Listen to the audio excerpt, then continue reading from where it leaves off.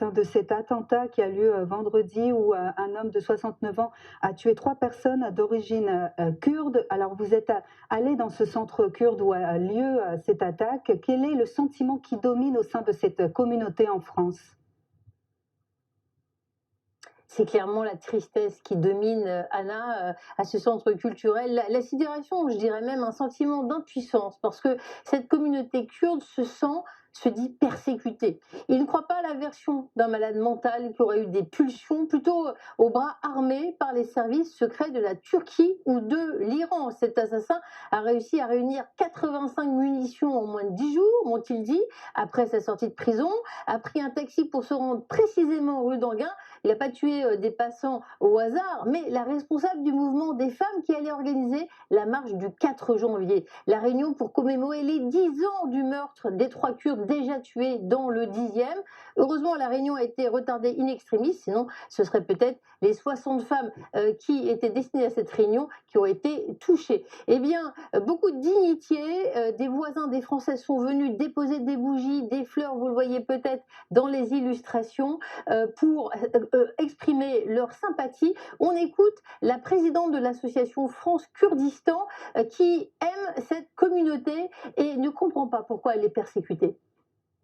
Diaspora qui est respectueuse, profondément respectueuse des valeurs de la République française, parce que ce sont aussi leurs valeurs, l'égalité, la fraternité.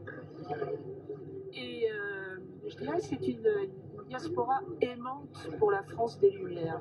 C'est aussi pourquoi ils ont souhaité venir en France, parce qu'ils ont pensé que cette France allait être accueillante et qui portait des valeurs universelles qui sont les leurs.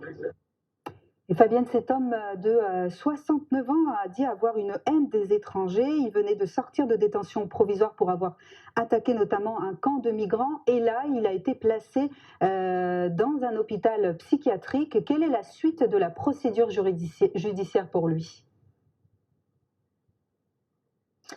Eh bien, s'il est effectivement caractérisé comme malade d'un point de vue psychologique, il pourrait éviter la prison, être en hôpital. Eh bien, c'est précisément ce que réclament les Kurdes, la justice. Pour eux, il faut qu'il y ait procès, instruction. Ils en sont en fait déjà à revendiquer les conclusions de l'enquête de cet attentat d'il y a 10 ans. Ils demandent que les corps soient rendus pour l'attentat cette semaine. Donc en fait, c'est une communauté qui est complètement en demande, frustrée, parce qu'ils n'ont déjà pas pu savoir ce qui s'est passé il y a 10 ans. Donc ils demandent la levée du secret défense. Et aujourd'hui, ils demandent effectivement à ce que cette personne passe devant la justice, parce que pour elle, ce n'est pas un hasard. Pour ceux à qui j'ai parlé, s'il s'est rendu à cette adresse, il a parcouru 100 mètres pour aller toucher à nouveau des Kurdes, alors qu'il y a plein d'autres magasins. Et donc, certes, il s'est revendiqué comme raciste, mais il lie ça au fait que leur leader turc est dans les geôles de la Turquie, sur une île. On n'a aucune nouvelle depuis 2 ans de Öcalan, le leader du mouvement turc. Merci beaucoup. Kurde, pardon, excusez-moi. Oui, merci beaucoup, Fabienne Lissac. Merci.